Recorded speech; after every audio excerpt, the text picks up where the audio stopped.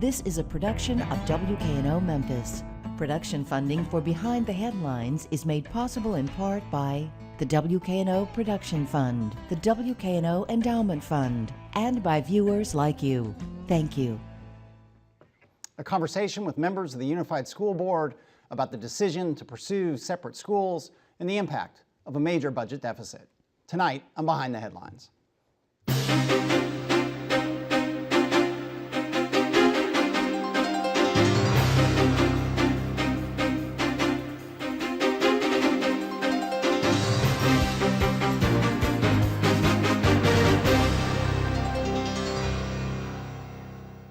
I'm Eric Barnes, publisher of the Memphis Daily News. Thanks for joining us.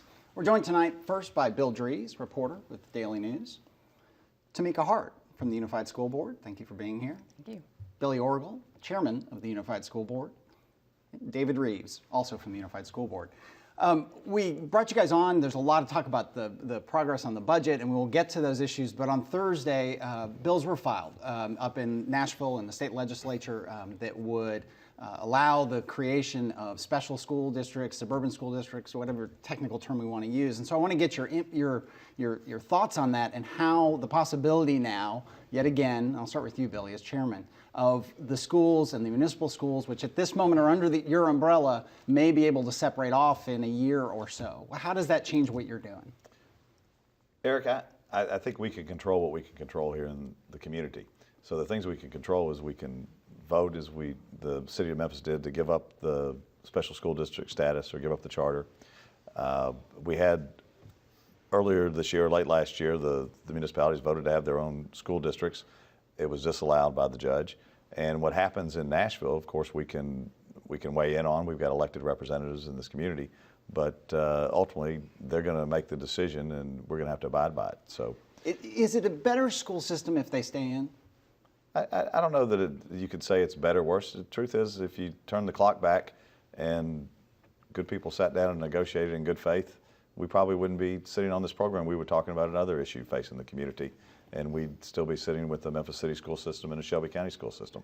Tamika, let me bring you in. You were from a key member of the city school system. I'm going to mess some of these things up. But the city school system, you were a key vote in forgiving or letting go of the charter and triggering this merger. What is your take on this likelihood now, or this possibility now, that the suburbs can finally get what seems to be their wish, which is to break off? So I think that first, many people have misunderstood. I will speak for me. Sure.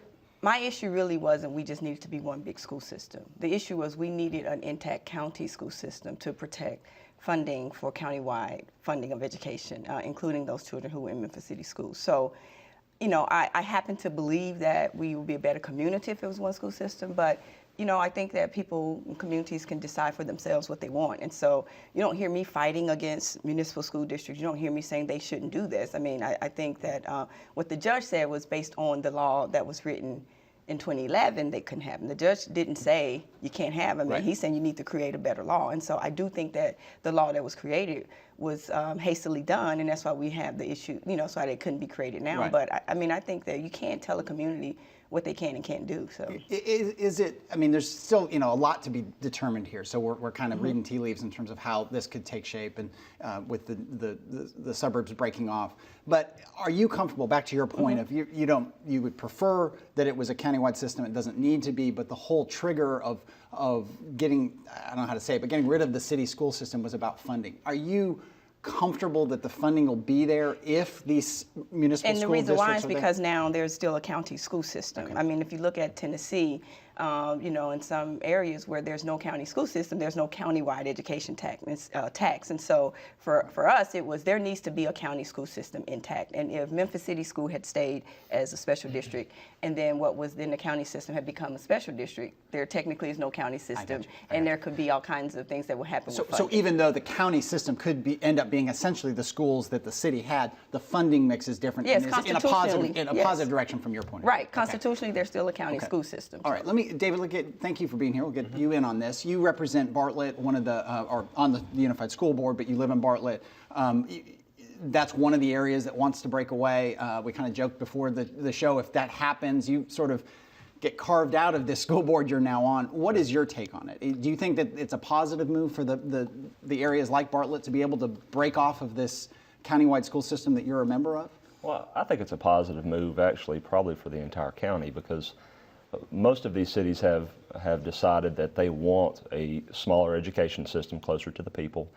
And if they don't, then they will take whatever other matters in hands to do that, and that's either to move out of the county or do something else. So go to private school. And I think on the whole that would hurt our overall economic and funding picture for the entire Shelby County School District. So I think it's really important that this issue is addressed. I think if these municipalities want to do that, then I think they should be given the ability to do it. How is being on the board, how long have you been on the Unified School Board?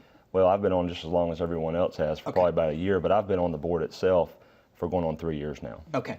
And how, the planning, all the transition planning, the looking at budgets, and we'll get into some of those details, how has that influenced your views of this? I mean, do you think it's even more important for that Bartlett and other municipalities break away, or do you actually see how, wow, for all the difficulty, we could make this work if we're forced to?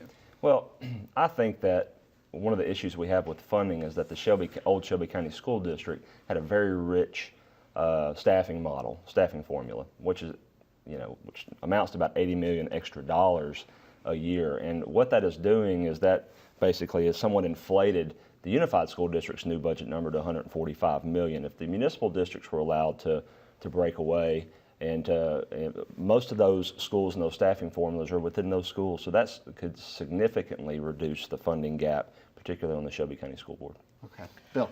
We have, as of the vote that you all took last week, or this week, we have a $145 million extra amount of funding that the board has voted for at this point. I'd like to get your view, each of you, because I think you all have at least slightly different views. Are you going to get that extra funding from the Shelby County Commission? We'll start with Tamika. Well, no, and so the point was, the request was, we need something to take to begin the conversation. And I'm a lawyer. I'm of the point, when you start the conversation, you start with what you need. So how do you start talking cuts if you're not even talking about what you need? And so, no, we're not going to get $145 million, but that was not the point. Now, if this was taking our final budget to the Shelby County Commission for approval, then we would have had a different conversation. But that was not the conversation. The conversation is, what do we take now for this retreat? So, and most of us agree, take what you need, and then you get from them what we know they realistically can do, and then we come back and start talking about what we cut. David? I agree with Tamika. I don't believe we're going to get $145 million, and I don't believe $145 million is the number. From my viewpoint, the reason for supporting that number was, to me, it reflected the true cost of what it would cost to level up the entire district to Shelby County's current standards. And that gets back to what you call the number of faculty, the student-teacher ratios that the county schools, the traditional county schools have had? Yeah, exactly right. Now, as being a conservative, I absolutely, $145 million tax increase, that's against my principle. But I just wanted for people to understand that that's what the cost of this merger is to the district. And we need to look and see what's the best way to address that. Billy? I'm not a lawyer, I'm a realist, and those two things aren't naturally opposite. But what I was going to say is that we've got a short timeline to get this done, and I said it the other night, is let's be realistic. We've got a lot of people that have worked very hard, our staff. They're under a lot of pressure. They've already said themselves they're going to have a 26% reduction, at least in salary. I don't know how that equates to people. And so we're pushing people out of their jobs, and we're letting them write how they're going to be out of their jobs. They're working overtime. They're working hard. They've outlined it. The TPC spent 10 months outlining it before this. Now we've spent the last 7 months looking over it, and it's time to be realistic. And the County Commission asked to do it early. We did do it early.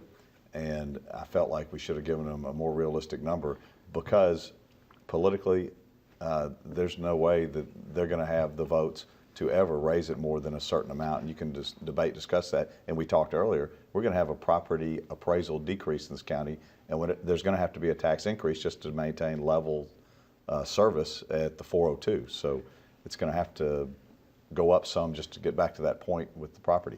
So if as your premise is, there is a set number that's probably already out there in terms of what the extra funding will be.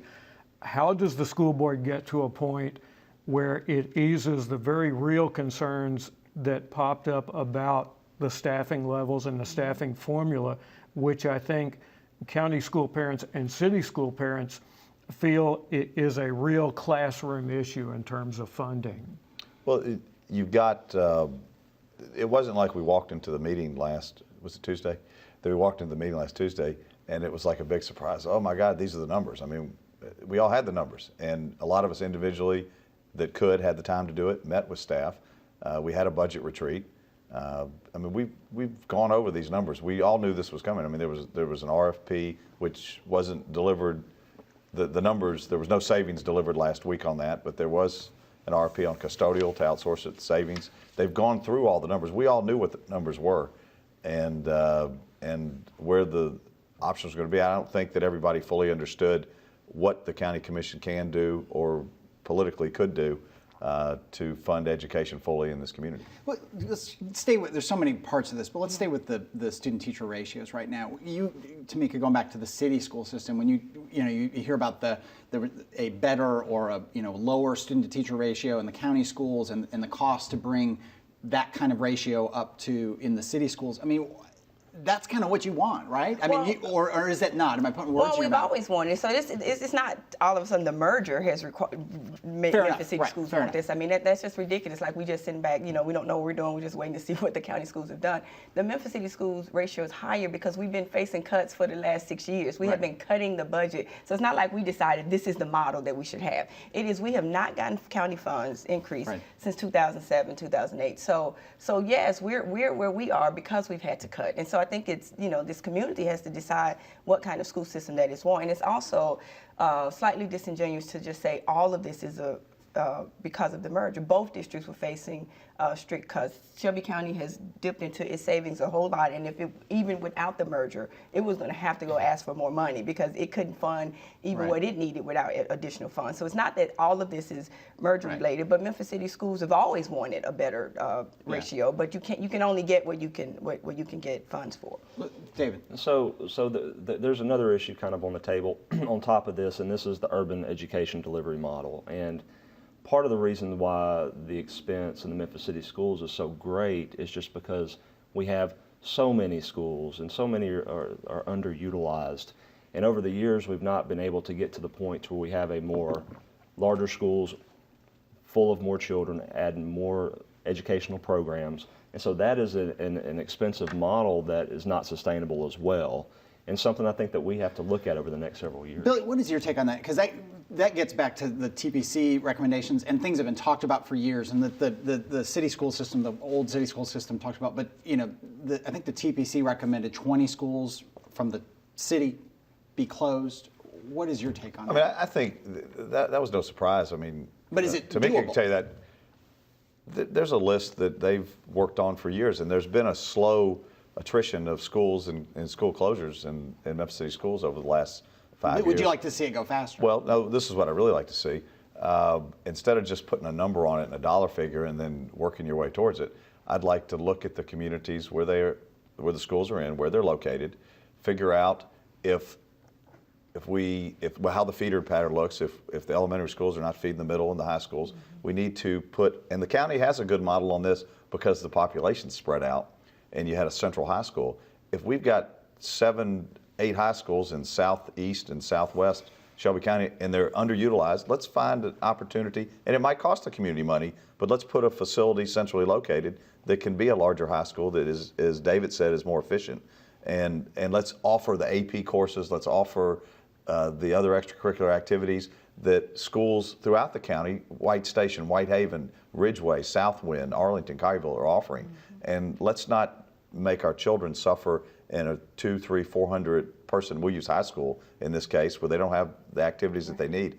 As a community, we can answer that. Because when I hear that, I'm sure there's people out there who listen and say, well, that sounds great, but we just talked about there's not the $140 million to do the school system we want. Capital, can both of them capital money is different. Okay, so both can be done. So I think both can be done. And it's actually probably more efficient and better for our children in the long run.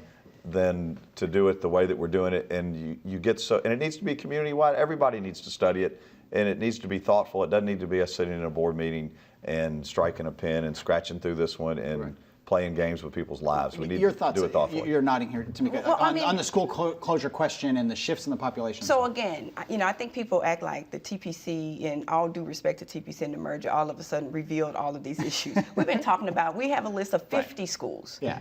in Memphis City schools that meet closure. In what community do you just close 50 schools and then you don't look at the other Right. aspects of how that's going to harm a community? So we have yet to do any kind of comprehensive planning community-wide. And it's not true that there are no schools in the county that are underutilized. So this is a county-wide issue, and that's whether there's 50 school systems or 2 school systems or 1 school system. As a county, we should say this is what the delivery of education should look like if we're saying this is the best model, right? And so I think I agree completely with what he just said, but that's not what we're doing. So just to say close 21 schools, well, but how does that fit into the bigger plan of the community? What really should it look like? And I really do think we need to completely redesign these communities. I'm cutting off Bill here, but I'm going to do one more question here, which is that it does. So we talk about these things, and you all are in general agreement about these things in principle. But is it maddening to you as board members that, in fact, what you spend so much of your time doing is dealing with the unknowns caused by the court case, the ongoing court case, now the bills being introduced? I mean, do you wish you just knew what your landscape would be? Back to how you started, Billy.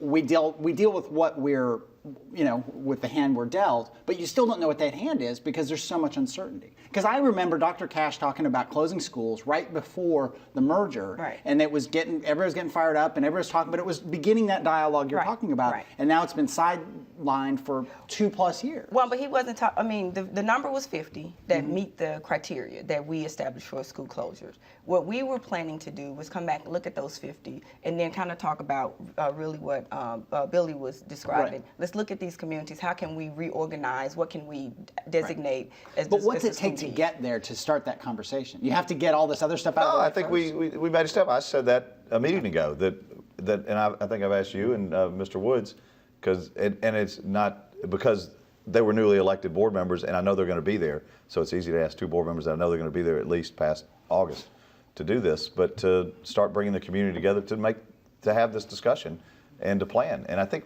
to me, we had this capital allocation, but that wasn't what it was called before. Needs assessment. Needs assessment. Yeah, we had that before, and we need to get back to that model, and we need to work with the mayors of everywhere that might have underutilized facilities, and it needs to be a community-wide discussion with the county mayor and the municipal mayors and the school board Bill. and staff. Is there any thought that as we talk about leveling up, as we talk about a plan for schools, that this needs to be phased in over 3 to 5 years as opposed to trying to do this all at once? Absolutely. And I wasn't a big fan of bringing a big number to the board and saying we got to have all of this year one. What I wanted to see was a 3 to 5 year phased in approach where we did bits and pieces. We did the things that were required up front, melding the CO together, leveling up to make sure that we took care of any inequities, and then over time bringing in the rest of those. And if we had to have more funding over the course of the next 2 years, we could reassess that. We may or may not need it. But from my viewpoint, if you're looking at the staffing model and you asked, is it going to be logical, or are we going to get $145 million? We are not going to get $145 million, and there are going to be people who are going to lose their jobs on both sides, both in the classroom probably, and probably potentially even within our support services. So I think that's something that we're, a realistic view that Billy even spoke to earlier, that we're going to have to come to on both sides and say, you know what, we're going to have to close this gap this year. But isn't, to some extent, I mean, that's proponents of consolidation, be it on the city, county government level or education level, they've pointed to that. I mean, airlines, private sector, they point to consolidation, that there's savings, and no one individually likes that specific person to lose their job. But if there's duplicate effort, that's what has to happen. So are the cuts you're talking about a lack of funding, or are they a necessary and positive step because there's duplicate services, duplicate people? I believe in the services side of it, I believe there could be some positive. I do not think it's positive in the school. And the reason the classroom, in the classroom, yeah, in the school period, because the school, there may be things not going on in the classroom. You have counselors who are going to be cut in this particular, and you're going to have nurses. You're going to have assistant principals. And in the county, there has been a struggle just to maintain the level of service with what they have today, and it's the richer staffing model. So I think that yes, we have a funding problem as well that we need to get a handle on over time, because education is getting more expensive, and we're having to invest more money, particularly since we have kids who are coming who are needier and who need more services. So on August 5th, when my child goes to what had been their city school or their county school, is it still going to be pretty much like it was in the current school year that we're in? I say pretty much is the answer. So even with the 65 number, the numbers that the staff came back with, right, while there is some staffing changes, for teachers, it may be 1 or 2. So you may have had a ratio of 25, and now you're going to 26, right? Now, as a former teacher, that's just still, I mean, one additional student can be, make it very challenging. But I've also taught a class with 35 kids in it, right? And so we don't want anybody with that number, but it's not as if in either system the ratio is going from 25 to 33, right? So it's about one or two children is the difference. Yeah. David, your take, I mean, because there have been some forums lately, a little more suburban focus, parents getting really upset, talking about drastic changes in the classroom. They promised us, that it wouldn't change, but it's going to change on August 1st. Is it your sense that the classroom, by and large, the schools will be similar to the start of 2012 in 2013? I don't think you're going to see drastic changes. I think I had a meeting with some principals because I went right to the source. How would these cuts impact your schools? I need to know.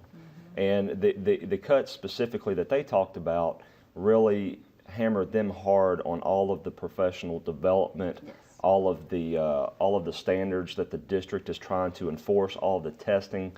When you start cutting assistant principals out of those roles, then it puts a lot heavier burden back on the teachers. When you start cutting education assistants out when they can't take kids to the bathroom, or a kid has a problem, then that cuts time out of the teachers teaching classrooms. So there will be some amount of impact to some schools.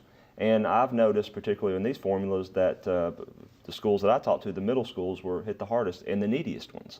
And so that is a concern for me. Let me ask you a question. I'll put you on the spot as representing all suburban voters and residents, which isn't fair, but I'll do it anyway. Pretty close. You talk about the richer model and the needs, and the kids, in the urban areas have greater needs. It's expensive. So let's say that this plays out and that the suburban schools like Bartlett, where you live, are separated back out. But you as a county resident are going to be funding the city schools at a level probably you weren't in the past. Sure. Are you comfortable with that? I'm absolutely comfortable with it, because the reality is that all the school systems have to be great. Even the new Shelby County School District, even though I live in Bartlett, my kids would go to the Bartlett City School District. If that happens, it is important for the economic development, it's important for the social development of this community that school district be just as great. So I have no problem funding that. Mr. Chairman, we began by talking, Billy, we began by talking about negotiating. That's what my wife calls me. Bill. She'll call me Mr. Chairman. We began with you talking about negotiations. Should the countywide school board, even though it's not a part of the court case, have been involved in the private settlement talks between the county commission and the suburban leaders? I mean, I guess it's like you selling your house and the person was going to buy it and some other party negotiating over it, not asking you any questions about it. So, I mean, I felt like we weren't part of the case. I understood that, but if you look through it, they were talking, and I read it post in the paper, in your paper too. Okay. And that I read it, what they were agreeing to. Well, we were going to have to agree to it. So you can't just lay it in front of us and say, okay, we've spent 3 months negotiating, you guys go agree to this so we can settle the court case that you're really not a part of, but you're the beneficiary of whatever the decision's going to be. So I think we should have been, but I understand why we weren't, and I maintain, and Tamika could say this too because she was part of it, go back to the beginning 3 years ago when the funding issue came up, the city of Memphis was presented with giving up their charter. I felt like that we need more leadership in this community that could have sat down worked this out, and it was a funding issue. It's nothing more than that, in my opinion. And we would not be sitting at this spot today. Yeah, Tamika, but you look back- we spent a long time working on it. I mean, we spent 8 months trying to get single source funding. We have spent a lot of time trying to Right. get, and it just didn't happen. I mean, that's just the bottom line. And so this was, people felt, oh, I don't have any other choice because we can't get any agreement on anything. But I also say that this board, this unified board, passed up an opportunity to get involved because we had discussed briefly about trying to join in to be part of it, and people said, "Oh, I don't think we should do that. We should just let them see what's going to happen." And so we're suffering the consequences of that decision. This board deciding not to be part of it. Your take on that? I mean, how could things have been done differently over the last 3 years? Over the last 3 years? Wow. I'll be honest. With this whole issue. I just think that we all should have come to the table, and I think we could have very easily allowed these other districts to happen, and we could have definitely agreed on the funding issue. I think there are the right people at the table now to make it happen. Before, I think maybe we didn't have all the right players to do it, but I think we do now. I think we have people who are willing to work together on both sides.